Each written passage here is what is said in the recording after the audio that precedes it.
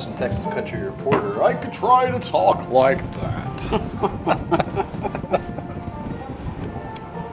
want to get cancer? On our second day trip, trying to prove that he's working.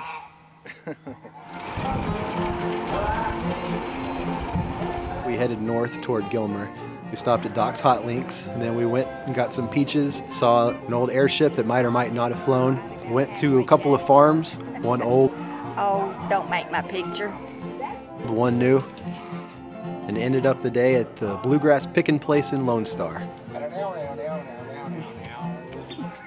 When we were trying to convince the editors to let us take these day trips, one of the bosses, Adam Holland, insisted that if we did so, we must stop at Doc's Hot Links.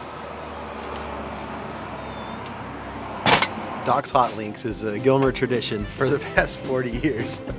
Floyd Henderson Jr. has been at it since, I think, 1978. Buy the meat, the casing, and the seasoning. We do it all right here. What I grew up with, and that's the way they're supposed to taste. They started off really tasty. I was cutting them up and putting them on crackers, a little dab of ketchup on top.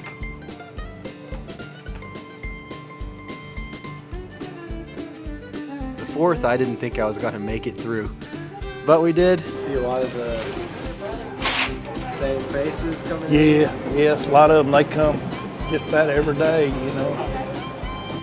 It's a everyday thing except for Sunday, you know. After Doc's,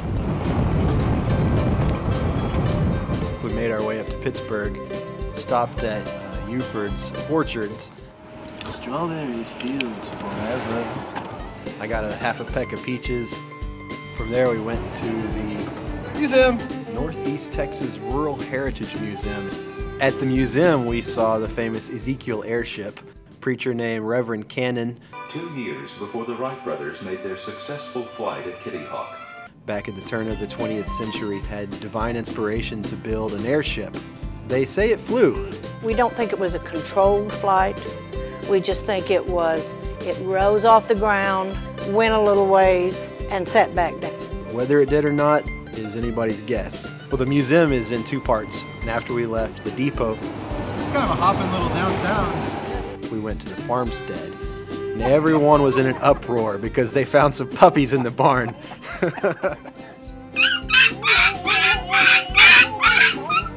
It's a replica of a turn-of-the-century farm there in Pittsburg. This is some of the stuff that Mrs. Holland. Kind of reminds me of my great-grandpa's room. All my family's from Oklahoma. Oh, okay. I remember going to see him, but he snored, and so he had to sleep on the back porch. They screened it in, Yeah. and he ran an extension cord and had his TV out there. Just watch MASH. Yeah. Yeah, on the back porch. Come back and see us when it's a little cooler. So we hightailed it to Greer Farms, way out in the country. Missed the turn, had to slam on the brakes,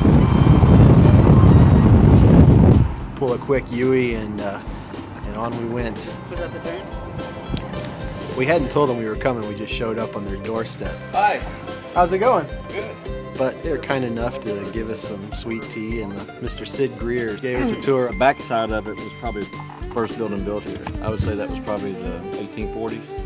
Really nice spread with pretty much every barnyard animal you can think of.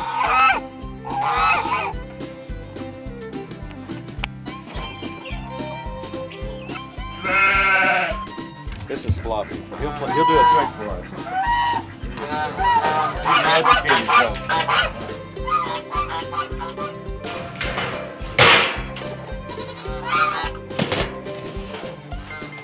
People come out to pick blueberries and blackberries.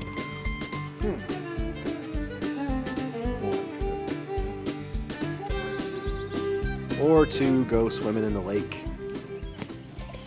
Or play bocce ball. Try to throw a ball, yeah. Oh, it could go off.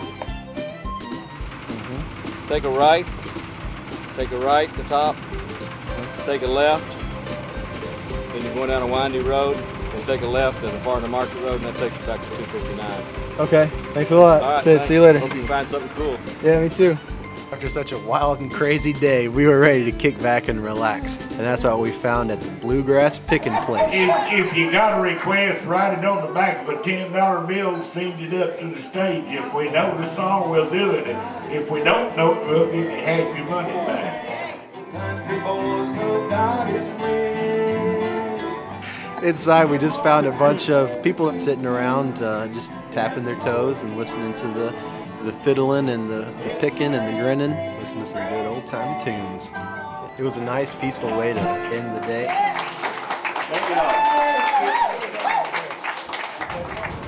You know, it was a fun day. It was kind of a quiet day, not a whole lot of excitement, but it still beat sitting back on the recliner watching the TV all night.